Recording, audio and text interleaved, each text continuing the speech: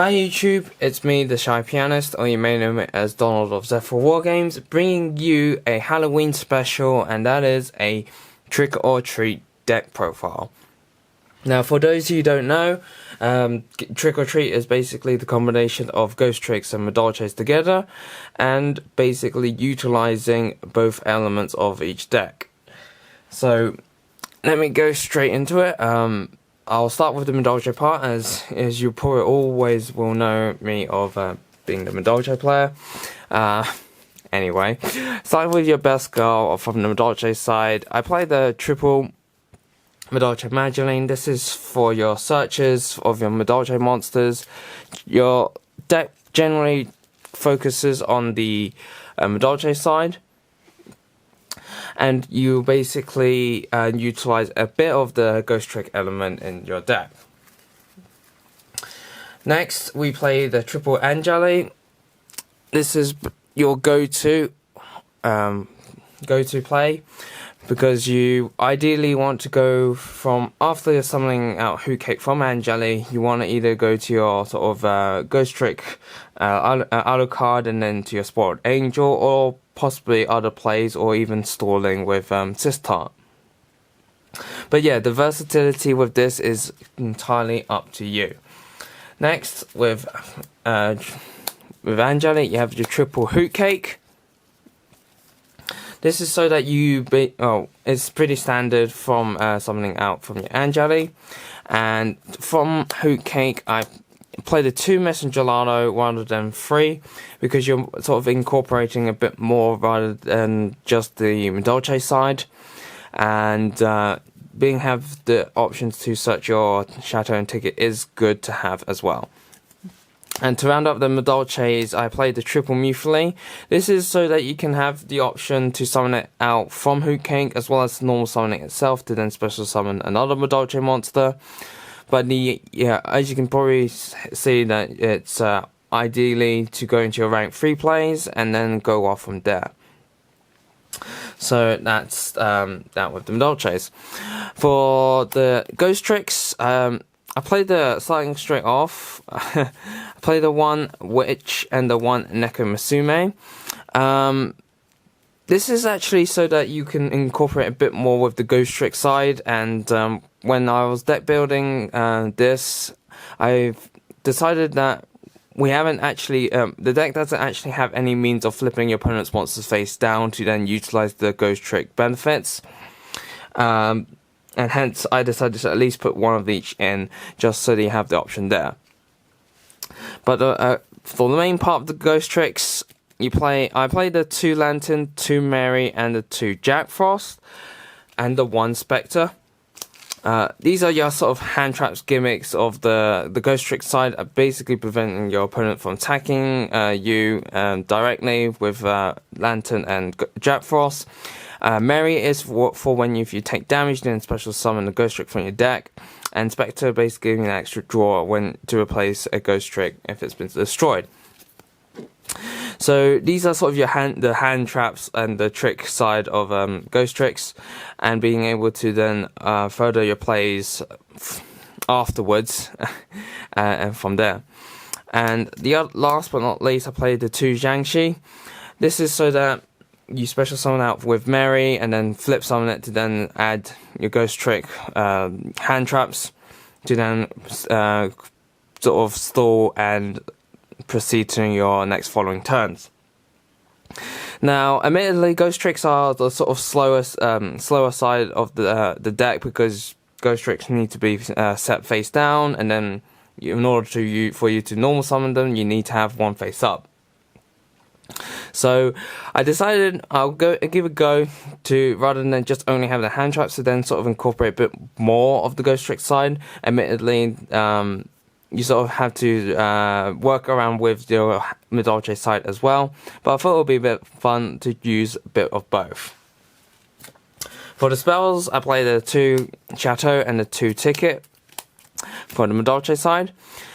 These 2 ratios are always sort of a staple with me, because 2 Chateaus being able to constantly recycle is very powerful for the deck, and 2 Tickets because you always more than enough times you'll have one ticket popped and you will need to recycle and then search it back out again. Ticket in its own right is a very supportive and very powerful support card for that side. For the Ghost Tricks spells, I played the One Mansion. This is so you generally search this from Spoiled Angel. You don't generally want to be having this in your hand unless to stall, because having Shadow out, it gives the deck the resource management to then add back your Medolches from your that would be shuffled back into your deck, as well as the extra 500 attack and defense boost is really nice to have. So Mansion is sort of like a optional thing in depending on the situation, and then having the option there as well. For the rest of the spell lineup, I play the 1 Raigeki, 1 Monster Reborn, and the 2 Twin Twisters.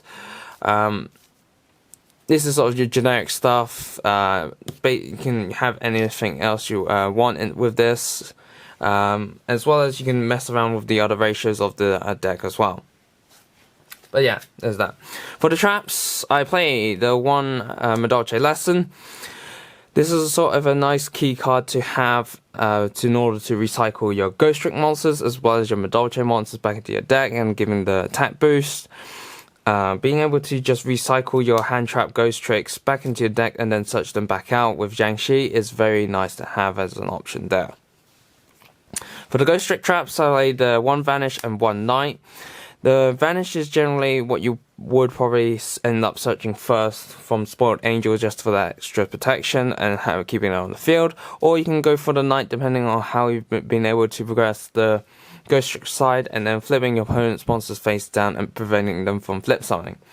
Now admittedly we're in an era of links and links can't be flipped face down, which makes this a bit awkward in fact that you also you sort of want to try and rely on Neko Musume to then flip your opponent's monsters face down before they even link summon. So, you know, it's there if needed, but you know, it's not all decks revolve around links, especially with the new Thunder Dragons becoming a thing, and to be able to just flip your opponent's fusion Thunder Dragons face down is you know, quite handy, because on reading that you need to be face up in order to, if you flip down Colossus, then you can flip face down, they can't go into Titan. So there's that as well. And to round up the traps, I played the triple Floodgate Trap Hole. I was considering Quaking as well, but you know, in order to sort of hit straight there and then, Floodgate is the better option of the two. But yeah, this is my personal favourite to then incorporate a bit more on the Ghost Trick side. So that's it for the main deck. Let's just do this there. This probably is my first time actually doing this layout. Okay, for the extra deck. Okay, for the Medolches, we have glamorously 2 Tiamasus. Standard for the Medolche side, any 2 Chocolate modes. Chocolate mode doesn't play as a bigger role without Pudding Cess, but it's generally there for your beat stick, because looking through the extra deck, unless you go into your sort of Link 4 plays, you don't have a good consistent beat stick on top. Or on that. Alternatively, you can cut her out entirely and then just have Tiamasu as your boss monster for the Medolches, because she, by all rights and means, is very powerful by herself.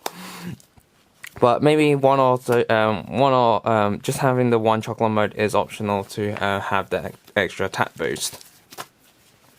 For the Ghost Trick side, I decided to play the 1 Dullahan. This is generally, you know, in the event, obviously, you have your Ghost Trick hand traps being summoned in the field, and then they stay on the field. Then you go into them. 2 Alucard. This can also be summoned out from your Hoot Cake and Hoot Cake Mufu play. You know, very versatile in its sense. And then your 2 Spoiled Angels of Mischief. Which I think I just called it as OCG name Spoiled Angel, but yeah, being able to then add your Ghost Trick spells or traps for the utility in there. You can try and make the deck include its win condition to equip 10 materials, but then I would sort of advise stall cards like Messenger of Peace and that sort of thing to then prevent your opponent from attacking, and then slowly gather just materials on top. For the rest of the sorry.